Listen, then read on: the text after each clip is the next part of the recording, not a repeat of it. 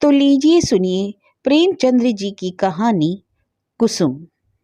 साल भर की बात है। एक दिन शाम को हवा खाने जा रहा था कि महाशय नवीन से मुलाकात हो गई। मेरे पुराने दोस्त हैं, बड़े बेतकल्लुफ और मनचले। आगरे में मकान है, अच्छे कवि हैं। उनके कवि समाज में मैं कई बार शरीक भी हो चुका हूँ। ऐसा कविता का उपासक मैंने नहीं देखा। पेशा तो वकालत है, पर डूबे रहते हैं काव्य चिंतन में। आदमी जहीन है। मुकदमा सामने आया, उसकी तह तक पहुंच गए, इसलिए कभी कभी मुकदमे मिल जाते हैं, लेकिन कचहरी के बाहर अदालत या मुकदमे की चर्चा उनके लिए निषिद्ध है। अदालत की चार दीवारी के अंदर 4-5 घंटे वह वकील होते हैं, और चार दीवारी के बाहर निकलते ही कवि हैं सिर से पांव तक। जब देखिए कवि मंडल जमा है, कवि चर्चा हो रही है, रचनाएं सुन रहे हैं, मस्त हो होकर झूम रहे हैं, और अपनी रचना सुनाते समय तो उन पर एक तल्लीनता सी छा जाती है। कंठ स्वर भी इतना मधुर है कि उनके पद बाण की तरह सीधे कलेजे में उतर जाते हैं। आध्यात्म में माधुर्य की सृष्टि करना, निर्गुण में सगुण की बहार दिखाना उनकी रचनाओं की विशेषता है। वह जब लखनऊ आते हैं मुझे पहले सूचना दे दिया करते हैं, और आज उन्हें अनायास लखनऊ में देखकर मुझे आश्चर्य हुआ। अरे आप यहाँ कैसे? कुशल तो है, मुझे आने की सूचना तक ना दी। बोले, अरे भाईजान, एक जंजाल में फंस गया हूँ, आपको सूचित करने का समय ना था। फिर आपके घर को मैं अपना घर समझता हूँ, इस तकल्लुफ की क्या जरूरत। आप मेरे लिए कोई विशेष प्रबंध करें, मैं एक जरूरी मामले में आपको कष्ट देने आया हूँ। इस वक्त की सैर को स्थगित कीजिए और चलकर मेरी विपत्ति कथा सुनिए। मैंने घबराकर कहा, अरे आपने तो मुझे चिंता में डाल दिया। आप और विपत्ति, मेरे तो प्राण सूखे जाते हैं। घर चलिए, चित्त शांत हो तो सुनाओ। बाल बच्चे तो अच्छी तरह हैं? हाँ हाँ, सब अच्छी हैं। वैसे कोई बात नहीं है तो चलिए रेस्टोरेंट में कुछ जलपान तो कर लीजिए। नहीं भाई, इस वक्त मुझे जलपान भी नहीं सूझता। हम दोनों घर की ओर चले। घर पहुंचकर उनका हाथ मुंह धुलाया, शरबत पिलाया, इलायची पान खाकर उन्होंने अपनी विपत्ति कथा सुनाई। कुसुम के विवाह में आप गए ही थे, उसके पहले भी आपने उसे देखा था। मेरा विचार है कि किसी सरल प्रकृति के युवक को आकर्षित करने के लिए जिन गुणों की जरूरत है वह सब तो उसमें मौजूद है। आपका क्या ख्याल है? मैंने तत्परता से कहा, मैं आपसे कहीं ज्यादा कुसुम का प्रशंसक हूँ। ऐसी लज्जाशील, सुघड़, सलीकेदार और विनोदिनी बालिका मैंने दूसरी नहीं देखी। महाशय नवीन ने करुण स्वर में कहा, वही कुसुम आज अपने पति के निर्दय व्यवहार के कारण रो रो कर प्राण दे रही है। उसका गौना हुआ 1 साल हो रहा है। इस बीच में वह 3 बार ससुराल गई, पर उसका पति उससे बोलता ही नहीं, उसकी सूरत से बेजार है। मैंने बहुत चाहा कि उसे बुलाकर दोनों में सफाई करा दूं, मगर ना आता है और ना ही मेरे पत्रों का उत्तर देता है।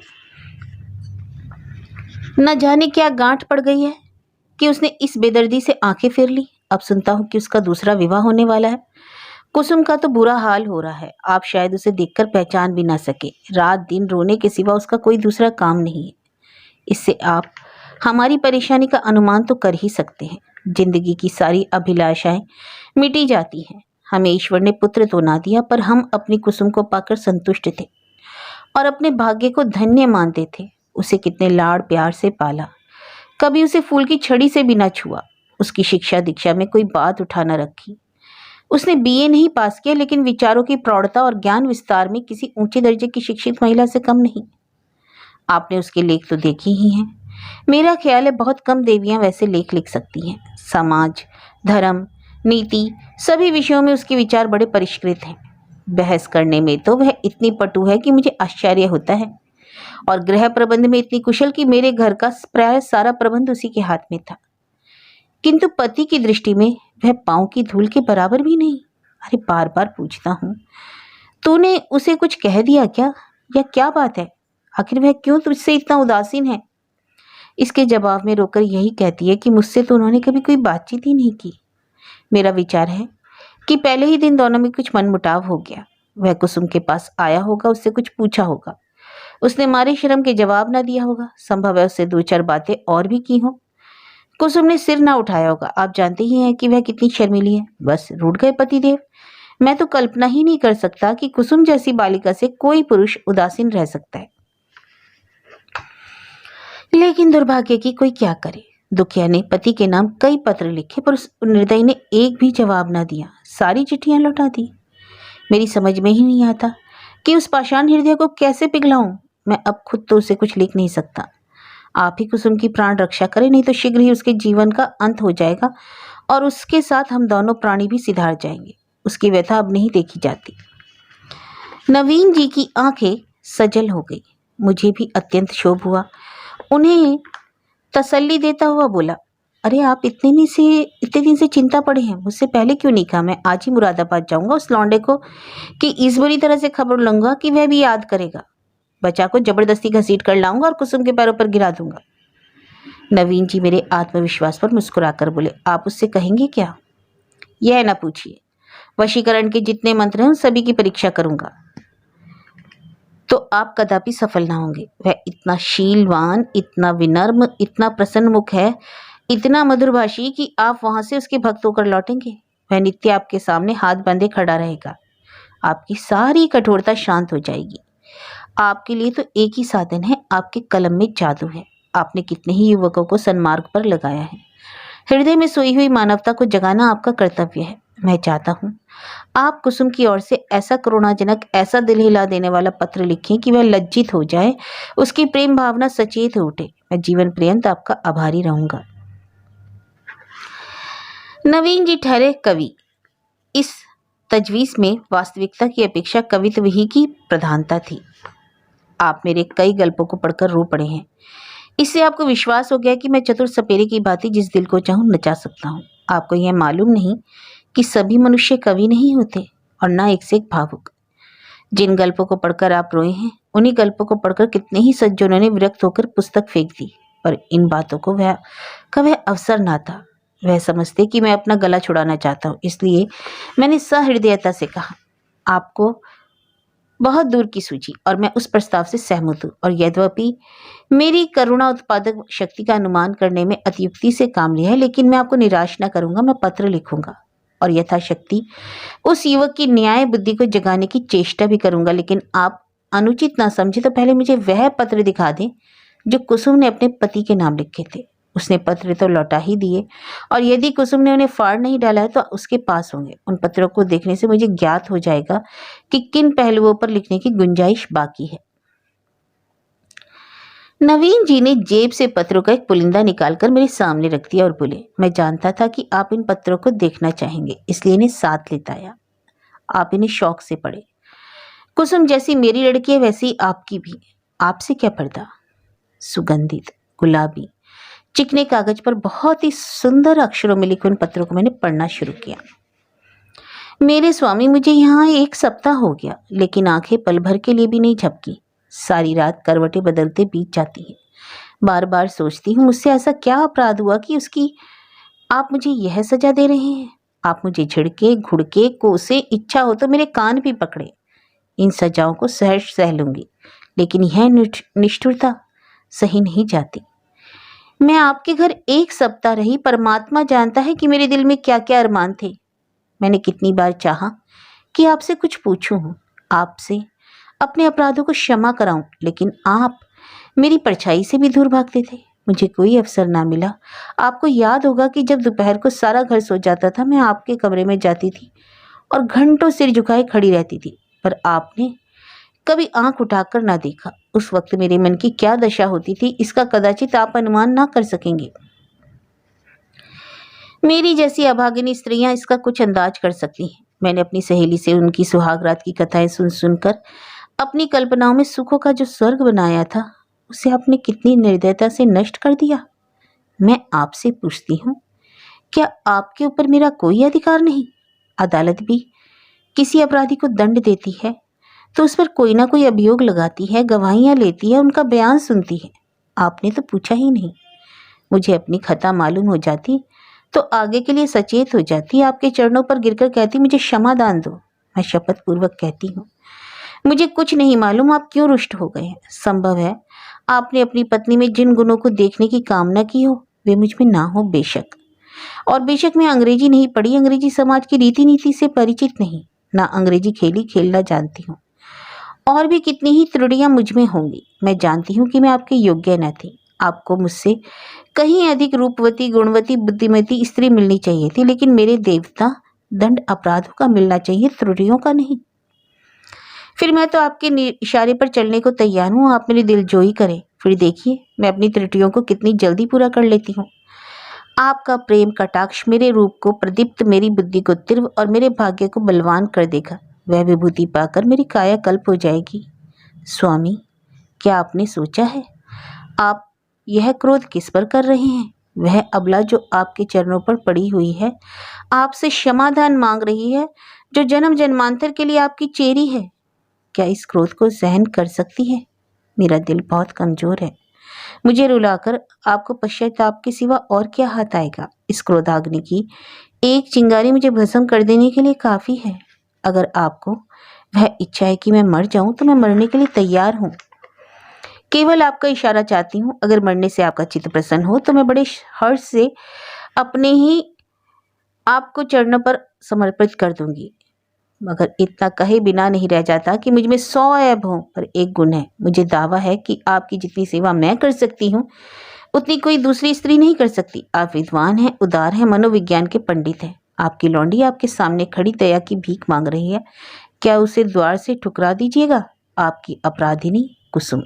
कोई स्त्री अपने पति की इतनी खुशामद करने पर मजबूर हो जाए। पुरुष अगर स्त्री से उदासीन रह सकता है तो स्त्री उसे क्यों नहीं ठुकरा सकती? वह दुष्ट समझता है कि विवाह ने एक स्त्री को उसका गुलाम बना दिया। वह उस अबला पर जितना अत्याचार चाहे करे, कोई उसका हाथ नहीं पकड़ सकता, कोई चू भी नहीं कर सकता। पुरुष अपनी दूसरी, तीसरी, चौथी शादी कर सकता है। स्त्री से कोई संबंध न रखकर उस पर उसी कठोरता से शासन कर सकता है। वह जानता है कि स्त्री कुल मर्यादा के बंधनों में जकड़ी हुई है। उसे रो रोकर मर जाने के सिवाय और कोई उपाय नहीं। अगर उसे भय होता कि औरत भी उसका ईंट का जवाब पत्थर से नहीं, ईंट से भी नहीं, केवल थप्पड़ से ही दे सकती है, तो उसे कभी इस बदमिजाजी का साहस ना होता। बेचारी स्त्री कितनी विवश है। शायद मैं कुसुम की जगह होता तो इस निष्ठुरता का जवाब उसकी 10 गुनी कठोरता से देता, उसकी छाती पर मूंग दलता, संसार के हंसने की जरा भी चिंता न करता। समाज अबलाओं पर इतना जुल्म देख सकता है और चूं तक नहीं करता। उसके रोने या हंसने की मुझे जरा भी परवाह न होती। अरे अभागे युवक, तुझे खबर नहीं तो अपने भविष्य की गर्दन पर कितनी बेदर्दी से छुरी फेर रहा है। यह वह समय है जब पुरुष को अपने प्रणय भंडार से स्त्री के माता पिता, भाई बहन, सखियां, सहेलियां, सभी के प्रेम की पूर्ति करनी पड़ती है। अगर पुरुष में यह सामर्थ्य नहीं तो स्त्री की शुद्धित आत्मा को कैसे संतुष्ट रख सकेगा? परिणाम वही होगा जो बहुधा होता है। अबला कुड़कुड़ कर मर जाती है। यही वह समय है जिसकी स्मृति इस जीवन में सदैव के लिए मिठास पैदा कर देती है। स्त्री की प्रेम सुधा इतनी तीव्र होती है कि वह पति का स्नेह पाकर अपना जीवन सफल समझती है और इस प्रेम के आधार पर जीवन के सारे कष्टों को हंस खेलकर सह लेती है। यही वह समय है जब हृदय में प्रेम का बसंत आता है और उसमें नई नई आशा कपुलें निकलने लगती हैं। ऐसा कौन निर्दयी है जो इस ऋतु में उस वृक्ष पर कुल्हाड़ी चलाएगा? यही वह समय है जब शिकारी किसी पक्षी को उसके बसेरे से लाकर पिंजरे में बंद कर देता है। क्या वह उसकी गर्दन पर छुरी चलाकर उसका मधुर गान सुनने की आशा रखता है? मैंने दूसरा पत्र पढ़ना शुरू किया। मेरे जीवन धन 2 सप्ताह जवाब की प्रतीक्षा करने के बाद आज फिर यही उलझन देने बैठी हूँ। जब मैंने वह पत्र लिखा था तो मेरा मन गवाही दे रहा था कि उसका उत्तर जरूर आएगा। आशा के विरुद्ध आशा लगाए हुए थी। मेरा मन अभी स्वीकार नहीं करता कि जानबूझकर उसका उत्तर आपने नहीं दिया। कदाचित आपको अवकाश नहीं मिला, या ईश्वर ना करे कहीं आप अस्वस्थ तो नहीं हो गए। किससे पूछूं? इस विचार से ही मेरा हृदय कांप रहा है। मेरी ईश्वर से यही प्रार्थना है कि आप प्रसन्न और स्वस्थ हों। पत्र मुझे ना लिखे ना सही, रोकर चुप हो जाऊंगी तो हो जाऊंगी। आपको ईश्वर का वास्ता, अगर आपको किसी प्रकार का कष्ट हो तो मुझे तुरंत पत्र लिखिए। मैं किसी को साथ लेकर आऊंगी। मर्यादा और परिपाटी के बंधनों से मेरा जी घबराता है। ऐसी दशा में भी यदि आप मुझे अपनी सेवा से वंचित रखते हैं तो आप मुझसे मेरा वह अधिकार छीन रहे हैं जो मेरे जीवन की सबसे मूल्यवान वस्तु है। मैं आपसे और कुछ नहीं मांगती। आप मुझे मोटे से मोटा खिलाइए, मोटे से मोटा पहनाइए, मुझे जरा शिकायत ना होगी। मैं आपके साथ घोर से घोर विपत्ति में भी प्रसन्न रहूंगी। मुझे आभूषणों की लालसा नहीं। महल में रहने की लालसा नहीं, सैर तमाशे की लालसा नहीं, धन बटोरने की लालसा नहीं। मेरे जीवन का उद्देश्य केवल आपकी सेवा करना है, यही उसका ध्येय है। मेरे लिए दुनिया में कोई देवता नहीं, कोई गुरु नहीं, कोई हाकिम नहीं। मेरे देवता आप हैं, मेरे राजा आप हैं। मुझे अपने चरणों से ना हटाइए, मुझे ठुकराइए नहीं। मैं सेवा और प्रेम के फूल लिए, कर्तव्य और व्रत की भेंट आंचल में सजाए आपकी सेवा में आई हूँ। मुझे इस भेंट को, इन फूलों को अपने चरणों में रखने दीजिए। उपासक का काम तो पूजा करना है, देवता उसकी पूजा स्वीकार करता है या नहीं, यह सोचना उसका धर्म नहीं। मेरे सिरताज, शायद आपको पता नहीं आजकल मेरी क्या दशा है। यदि मालूम होता तो आप इस निष्ठुरता का व्यवहार न करते। आप पुरुष हैं, आपके हृदय में दया है, सहानुभूति है। मैं आपकी दया के योग्य हूँ। कितनी दुर्बल, कितनी अपंग, कितनी बेजबान। आप सूर्य हैं, मैं अणु हूँ। आप अग्नि हैं, मैं तृण हूँ। आप राजा हैं, मैं भिखारिन हूँ। क्रोध तो बराबर वालों पर करना चाहिए। मैं भला आपके क्रोध का आघात कैसे सह सकती हूँ। अगर आप समझते हैं कि मैं आपकी सेवा के योग्य नहीं, तो मुझे अपने हाथों से विष का प्याला दे दीजिए। मैं उसे सुधा समझकर सिर और आंखों से लगाऊंगी और आंखें बंद करके पी जाऊंगी। जब जीवन आपकी भेंट हो गया तो आप मारें या जिलाएं, यह आपकी इच्छा। मुझे यही संतोष काफी है कि मेरी मृत्यु से आप निश्चिंत हो जाएं। मैं तो इतना ही जानती हूँ कि मैं आपकी हूँ, सदैव आपकी ही रहूंगी। इस जीवन में नहीं, बल्कि अनंत तक। अभागिनी कुसुम। यह पत्र पढ़कर मुझे कुसुम पर भी झुंझलाहट आने लगी और उस लौंडे से तो घृणा हो गई। माना माना तुम स्त्री हो, आजकल के प्रथा अनुसार पुरुष को तुम्हारे ऊपर हर तरह का अधिकार है, लेकिन नम्रता की भी तो कोई सीमा होती है। तो उसे भी तो चाहिए कि उसकी बात ना पूछे।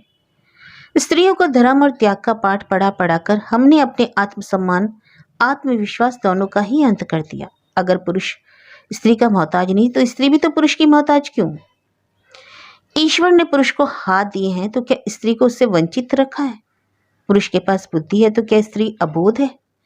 इसी नम्रता ने तो मर्दों का मिजाज आसमान पर पहुंचा दिया। पुरुष रूठ गया तो स्त्री के लिए मानो प्रलय आ गया। मैं तो समझता हूँ कुसुम नहीं, उसका अभागा पति ही दया के योग्य है, जो कुसुम जैसी स्त्री की कद्र नहीं कर सकता। मुझे ऐसा संदेह होने लगा कि इस लौंडे ने कोई दूसरा रोग पाल रखा है, किसी शिकारी के रंगीन जाल में फंसा हुआ है। खैर, मैंने तीसरा पत्र खोला। प्रियतम, अब मुझे मालूम हो गया कि मेरी जिंदगी निर्दोष है। जिस फूल को देखने वाला, चुनने वाला कोई नहीं, वह खिले ही क्यों? क्या इसलिए कि मुरझाकर जमीन पर गिर पड़े, पैरों से कुचल दिया जाए? मैं आपके घर में 1 महीना रहकर दोबारा आई हूँ। ससुर जी ने ही मुझे बुलाया, ससुर जी ने ही मुझे विदा कर दिया। इतने दिनों में आपने एक बार भी मुझे दर्शन ना दिए। आप दिन में 20 ही बार घर आते हैं, अपने भाई बहनों से हंसते हैं, बोलते हैं या मित्रों के साथ सैर तमाशे देखते हैं, लेकिन मेरे पास ना आने की अपनी कसम खा ली थी। मैंने कितनी बार आपके पास संदेश भेजे, कितना अनुनय विनय किया, कितनी बार बेशर्मी करके आपके कमरे में गई, लेकिन आपने कभी मुझे आंख उठाकर नहीं देखा। मैं तो कल्पना ही नहीं कर सकती कि कोई प्राणी इतना हृदयहीन हो सकता है। प्रेम के योग्य नहीं मैं, विश्वास के योग्य नहीं, सेवा के योग्य नहीं, क्या मैं दया के योग्य भी नहीं? मैंने उस दिन कितनी मेहनत से, प्रेम से आपके लिए रसगुल्ले बनाए थे, आपने उन्हें हाथों से छुआ भी नहीं। जब आप मुझसे इतने विरक्त हैं तो मेरी समझ में नहीं आता कि जी क्या मैं क्या करूं। ना जाने ये कौन सी आशा है जो मुझे जीवित रखे। क्या अंधेर है कि आप सजा तो देते हैं पर अपराध नहीं बतलाते? ये कौन सी नीति है? आपको ज्ञात है कि 1 मास मैंने मुश्किल से 10 दिन आपके घर में भोजन किया होगा। मैं इतनी कमजोर हो गई हूँ कि चलती हूँ तो आंखों के सामने अंधेरा छा जाता है। आंखों में जैसे ज्योति ही नहीं रही, हृदय में मानो रक्त का संचालन ही नहीं रहा। खैर, सता लीजिए जितना जी चाहे, इस अनीति का अंत भी एक दिन हो ही जाएगा। अब तो मृत्यु पर सारी आशाएं टिकी हैं। अब मुझे प्रतीत हो रहा है कि मेरे मरने की खबर पाकर आप उछलेंगे, हल्की सांस लेंगे, आपकी आंखों से एक बूंद भी ना गिरेगी। पर यह आपका दोष नहीं, मेरा दुर्भाग्य है। उस जन्म में मैंने कोई बहुत बड़ा पाप किया था। मैं चाहती हूँ कि मैं भी आपकी परवाह न करूं, आप ही की भांति आपसे आंखें फेर लूं, मुंह फेर लूं, दिल फेर लूं, लेकिन ना जाने क्यों मुझ में यह शक्ति नहीं। क्या लता वृक्ष की भांति खड़ी रह सकती है? वृक्ष के लिए किसी सहारे की जरूरत नहीं, पर लता में वह शक्ति कहाँ से आए? वह तो वृक्ष से लिपटने के लिए पैदा हो गई। उसे वृक्ष से अलग कर दो तो सूख जाएगी। मैं आपसे पृथक अपने अस्तित्व की कल्पना भी नहीं कर सकती। मेरे जीवन की हर एक गति, प्रत्येक विचार, प्रत्येक कामना में आप मौजूद होते हैं। मेरा जीवन यह व्रत है जिसके केंद्र आप हैं। मैं वह हार हूँ जिसके प्रत्येक फूल में आप धागे की भांति घुसे हुए हैं। उस धागे के बगैर हार के फूल बिखर जाएंगे और धूल में मिल जाएंगे। मेरी एक सहेली है शन्नु। उसका इस साल पाणी ग्रहण हो गया है। उसका पति जब ससुराल आता है तो शन्नु के पांव जमीन पर नहीं पड़ते। दिन भर में ना जाने कितने रूप बदलती है। मुख कमल खिल जाता है, उल्लास नहीं संभलता। उसे बिखेरती लुटाती चलती है, हम जैसे अभागों के लिए। अब जाकर मेरे गले से लिपट जाते हैं तो हर्ष उन्माद की वर्षा से लथपथ। मगर अपनी दरिद्रता में वे दोनों मग्न हैं। इस अखंड प्रेम का एक क्षण, उसकी तुलना में सारे संसार की कौन सी वस्तु रखी जा सकती है। मैं जानती हूँ ये रंगरेलियां और बेफिक्रियां बहुत दिन ना रहेंगी। जीवन की चिंताएं और दुराशाएं उन्हें भी परास्त कर देंगी, लेकिन ये मधुर स्मृतियां संचित धन की भांति अंत तक उन्हें सहारा तो देती रहेंगी। प्रेम में भीगी हुई सूखी रोटियां, प्रेम में लगे हुए मोटे कपड़े और प्रेम के प्रकाश से आलोकित छोटी सी कोठरी, अपनी इस विपन्नता में भी वह स्वाद और शोभा में और विश्राम रखती है जो शायद देवताओं के स्वर्ग को भी नसीब नहीं। आप शन्नो का पति जब अपने घर चला जाता है तो वह दुखिया किस तरह फूट फूट कर रोती है। मेरा हृदय गदगद हो जाता है। उसके पत्र आ जाते हैं तो मानो उसे कोई विभूति मिल जाती है। उसके रोने में भी, उसकी विफलताओं में भी, उसके उपलाम्बों में भी एक स्वाद है, एक रस है। उसके आंसू व्यग्रता और विहलता के हैं, मेरे आंसू निराशा और दुख के हैं। उसकी व्याकुलता में प्रतीक्षा और उल्लास है, और मेरी व्याकुलता में दैन्य और परावशता। उसके उपालंब में अधिकार और ममता है, मेरे उपालंब में भगनता और रुद्रन। पत्र हल्का लंबा हुआ जाता है, दिल का बोझ हल्का नहीं होता। भयंकर गर्मी पड़ रही है। दादा मुझे मंसूरी ले जाने का विचार कर रहे हैं। मेरी दुर्बलता से उन्हें टीवी का संदेह हो रहा है। वह यह नहीं जानते कि मेरे लिए मंसूरी नहीं, स्वर्ग भी काल कोठरी है। अभागिनी कुसुम।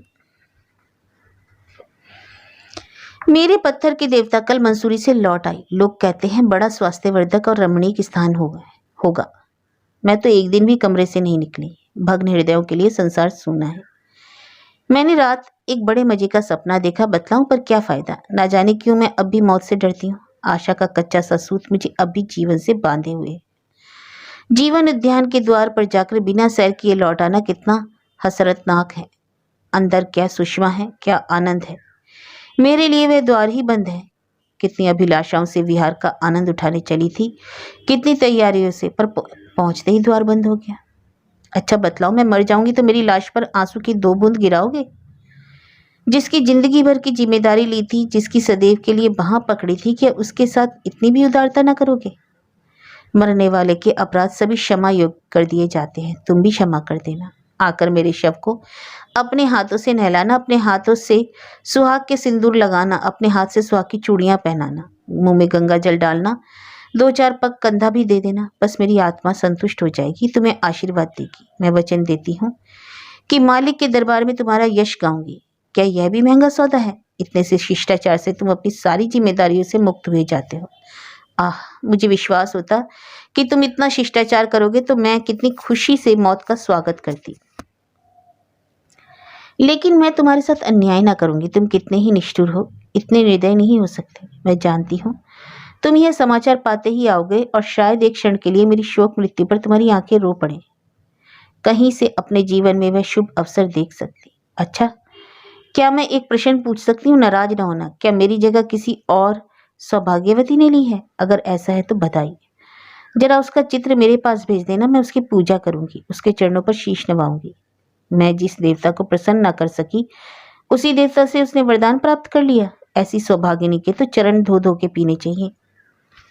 मेरी हार्दिक इच्छा है कि तुम उसके साथ सुखी रहो। यदि मैं उस देवी की कुछ सेवा कर सकती, अप्रोक्ष ना सही परोक्ष रूप से, मैं तुम्हारे कुछ काम आ सकती। अब मुझे केवल उसका शुभ नाम और स्थान बता दो। मैं सिर के बल दौड़ी हुई उसके पास जाऊंगी और कहूंगी, देवी तुम्हारी लौंडी हूँ इसलिए कि तुम मेरे स्वामी की प्रेमिका हो।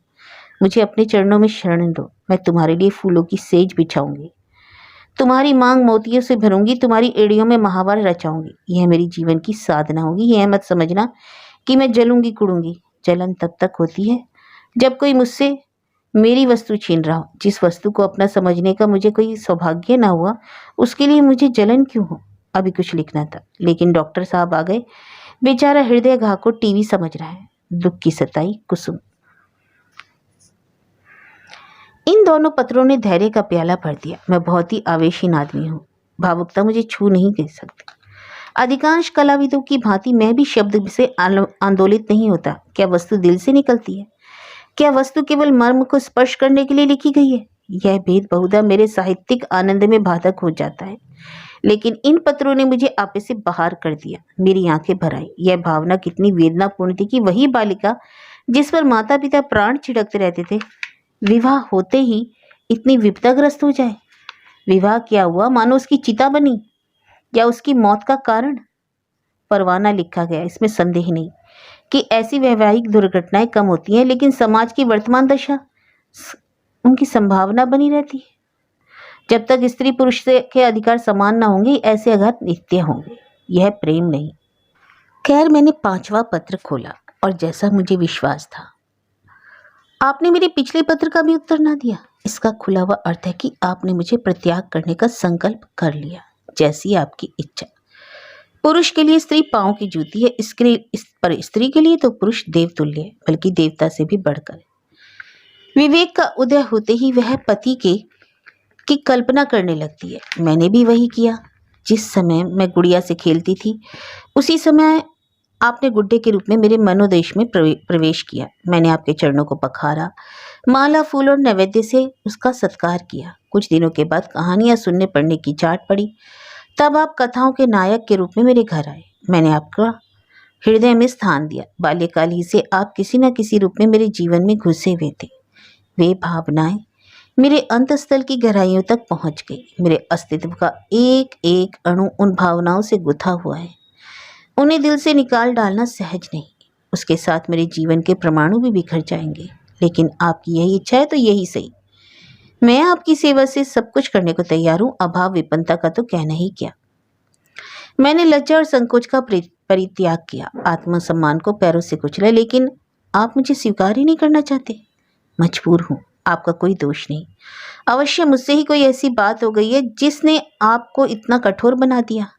आप उसे जबान पर लाना भी उचित नहीं समझते। मैं इस निष्ठुरता के सिवा और हर एक सजा झेलने को तैयार थी।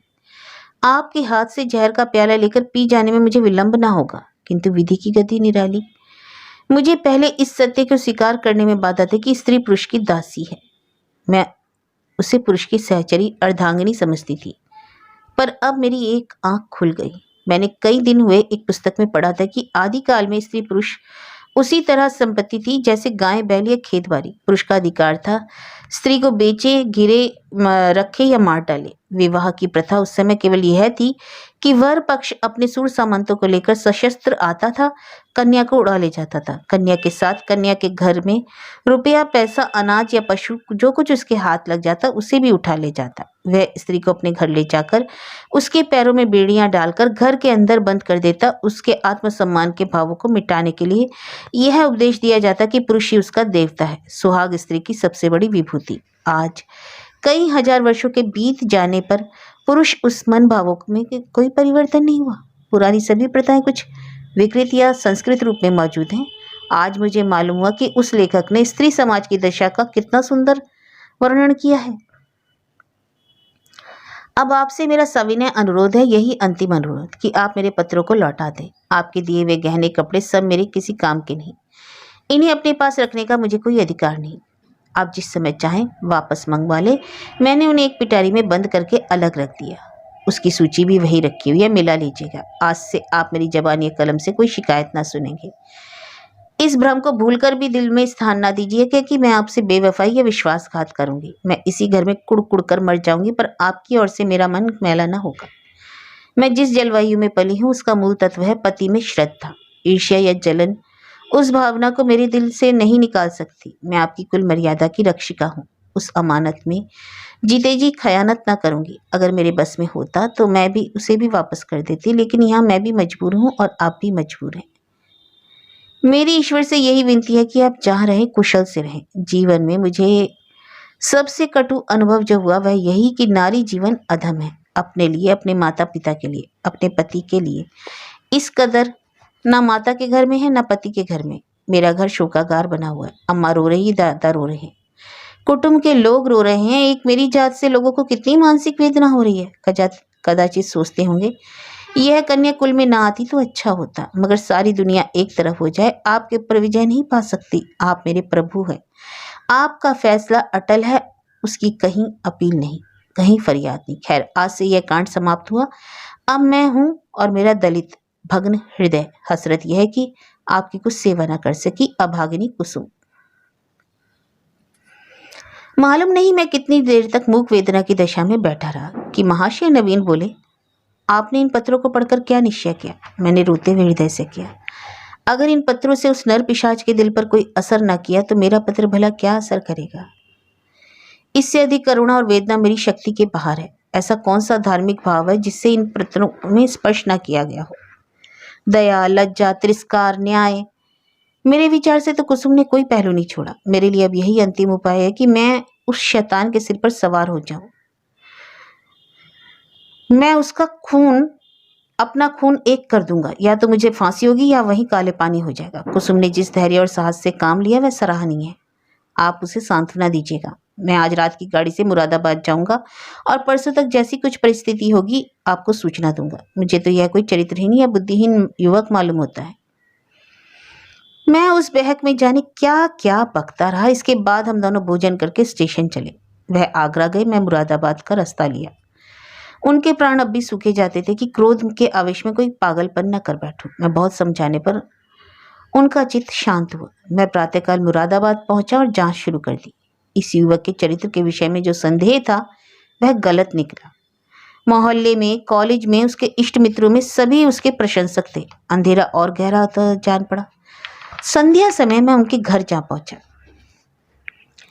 जिस निष्कपट भाव से वह दौड़कर मेरे पैरों पर झुका, मैं भूल नहीं सकता। ऐसा वाक चतुर, ऐसा सुशील और विनीत युवक मैंने नहीं देखा। बाहर और भीतर से इतना आकाश पाताल का अंतर कभी नहीं देखा। मैंने कुशल क्षेम और शिष्टाचार के 2-4 वाक्यों के बाद पूछा, तुमसे मिलकर चित्त प्रसन्न हुआ, लेकिन आखिर कुसुम ने क्या अपराध किया है जिसका तुम उसे इतना कठोर दंड दे रहे हो? उसने तुम्हारे पास कई पत्र लिखे, एक का भी उत्तर ना दिया तुमने। वह 2-3 बार यहाँ आई भी, पर तुम उससे बोले तक नहीं। क्या उस निर्दोष बालिका के साथ तुम्हारा यह अन्याय नहीं? युवक ने लज्जित भाव से कहा, बहुत अच्छा होता कि आपने इस प्रश्न को ना उठाया होता। उसका जवाब देना मेरे लिए मुश्किल है। मैंने तो इसे आप लोगों के अनुमान पर ही छोड़ दिया, लेकिन इस गलतफहमी को दूर करने के लिए मुझे विवश होकर कहना पड़ेगा। कहते कहते वह चुप हो गया। बिजली की बत्ती पर भांति भांति के कीट पतंगे जमा हो रहे थे, और जैसे मनुष्य अपनी विजय का परिचय देकर उड़ जाते हैं। एक बड़ा सा अंकफोड़ मेज पर बैठा था, शायद जस्त मारने के लिए देह तोल रहा था। युवक ने एक पंखा लेकर मेज पर रख दिया, जैसे जिसने विजयी कीट पतंग को दिखा दिया कि मनुष्य इतना निर्बल नहीं।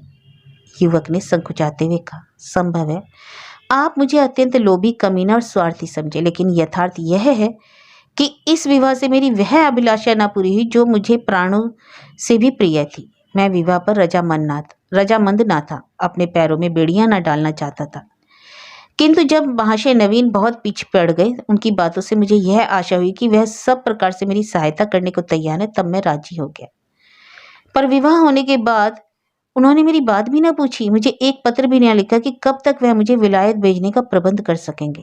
हालांकि मैंने अपनी इच्छा उन पर पहले ही प्रकट कर दी थी, पर उन्होंने मुझे निराश करना ही उचित समझा।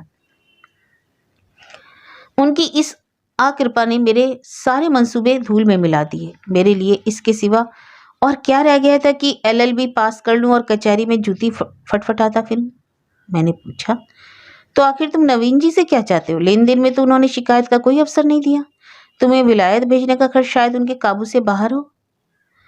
युवक ने सिर झुकाकर कहा, तो उन्हें पहले ही मुझसे कह देना चाहिए था ना, फिर मैं विवाह ही क्यों करता? उन्होंने चाहे कितना भी खर्च कर डाला हो, पर इससे मेरा क्या उपकार हुआ? दोनों तरफ से 10-12 हजार रुपए खाक में मिल गए, और उनके साथ साथ मेरी अभिलाषाएं भी खाक में मिल गईं। पिताजी पर तो कई हजार का ऋण हो गया। वह अब मुझे इंग्लैंड नहीं भेज सकते। क्या पूज्य नवीन जी चाहते तो मुझे इंग्लैंड ना भेज देते? उनके लिए 10-5 हजार की कोई हकीकत नहीं। मैं सन्नाटे में आ गया। मेरे मुंह से अनायास निकल गया, छी, वहारी दुनिया और वहारे हिंदू समाज, तेरे यहाँ ऐसे ऐसे स्वार्थ के दास पड़े हैं। जो एक अबला का जीवन संकट में डालकर अपने पिता पर ऐसे अत्याचारपूर्ण दबाव डालकर ऊंचा पद प्राप्त करना चाहते हैं। विद्या अर्जन के लिए विदेश जाना बुरा नहीं, ईश्वर सामर्थ्य दे तो शौक से जाओ, किंतु पत्नी का परित्याग करके ससुर पर इसका भार रखना निर्लज्जता की प्रकाष्ठा है। तारीफ की बात तो तब थी कि तुम अपने पुरुषार्थ से जाते, इस तरह किसी की गर्दन पर सवार होकर नहीं, अपना आत्मसम्मान बेचकर नहीं। ऐसे नीच प्रकृति के आदमी से कुछ तर्क करना ही व्यर्थ था। परिस्थिति ने हमारी चुटिया उसके हाथ में रखी थी और हमें उसके चरणों पर सिर झुकाने के सिवाय और कोई उपाय ना था। दूसरी गाड़ी से मैं आगरे जा पहुंचा और नवीन जी को सारा वृतांत कहा। उन बेचारे को क्या मालूम था कि यहाँ सारी जिम्मेदारी उन्हीं के सर डाल दी जाएगी। यद्यपि इस मंदी ने उनकी वकालत भी ठंडी कर रखी है, पर वह 10-5 हजार का खर्च सुगमता से नहीं उठा सकते। लेकिन इस युवक ने उनसे इसका संकेत भी तो किया होता तो वह अवश्य कोई ना कोई उपाय करते। कुसुम के सिवाय उनका दूसरा कौन बैठा है? उन बेचारों को तो इस बात का ज्ञान ही ना था। अतः मैंने यूं ही उन्हें से यह समाचार कहा तो बोल उठे, छी, इस जरासी बात को इस भले आदमी ने इतना तूल दे दिया। आप आज ही उसे लिख दे कि वह जिस वक्त चाहे पढ़ने जाना चाहे शौक से जा सकता है। मैं उसका सारा भार स्वीकार करता हूँ। साल भर तक निर्दयी ने कुसुम को रुला रुला कर मार डाला। घर में इसकी चर्चा हुई। कुसुम ने भी माँ से सुना। मालूम हुआ 1000 का चेक उसके पति के नाम भेजा जा रहा है, पर इस तरह जैसे किसी संकट मोचन करने के लिए अनुष्ठान किया जा रहा हो। कुसुम ने भ्रुकुटी सिकोड़ कर कहा, अम्मा, दादा से कह दो कहीं रुपए भेजने की जरूरत नहीं। माता ने विस्मित होकर बालिका की ओर देखा। कैसे रुपए? अच्छा, वह क्यों, इसमें क्या हर्ज है? लड़के का मन है विलायत जाकर पड़े तो हम क्यों रोकने लगे? यूं भी सब कुछ उसी का तो है, हमें कौन छाती पर लाद कर ले जाना है? नहीं, आप दादा से कह दीजिए 1 पाई ना भेजे। क्यों, आखिर बुराई क्या है इसमें? इसलिए कि यह उसी की तरह की डाक जनी है जैसे बदमाश लोग किया करते हैं। किसी आदमी को पकड़ कर ले गए और उसके घर वालों से उसके मुक्ति धन के तौर पर अच्छी रकम ऐंठ ली। माता ने तिरस्कार की आंखों से देखा। कैसी बात करती हो बेटी, इतने दिनों के बाद तो जाके देवता सीधे हुए हैं और तुम उन्हें फिर चिढ़ा देती हो। कुसुम ने झल्लाकर कहा, ऐसे देवता का रूठे रहना ही अच्छा। जो आदमी इतना स्वार्थी, इतना दंभी, इतना नीच है, उसके साथ मेरा निर्वाह ना होगा। कहे देती हूँ, वहां रुपए गए तो मैं जहर खा लूंगी। इसे दिल लगी ना समझना। मैं ऐसे आदमी का मुंह भी नहीं देखना चाहती। दादा से कह देना कि अगर तुम्हें डर लगता हो तो मैं खुद कह दूं। मैंने स्वतंत्र रहने का निश्चय कर लिया है। माँ ने देखा, लड़की का मुखमंडल आरक्त हो उठा, मानो इस प्रश्न पर वह कुछ ना कुछ कहना चाहती है, न सुनना। दूसरे दिन नवीन जी ने यह हाल मुझसे कहा तो मैं एक आत्मविस्मृत की दशा में दौड़ा हुआ गया और कुसुम को गले से लगा लिया।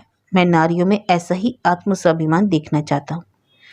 कुसुम ने वह कर दिखाया और जो मेरे मन में था और जिसे प्रकट करने का साहस मुझ में ना था। साल भर हो गया, कुसुम ने पति के पास एक पत्र भी नहीं लिखा और ना उसका जिक्र ही कर दिया। नवीन जी ने कई बार जमाई को मना लाने की इच्छा प्रकट की, पर कुसुम उसका नाम भी नहीं सुनना चाहती। उसमें स्वावलंबन की ऐसी दृढ़ता आ गई कि आश्चर्य है।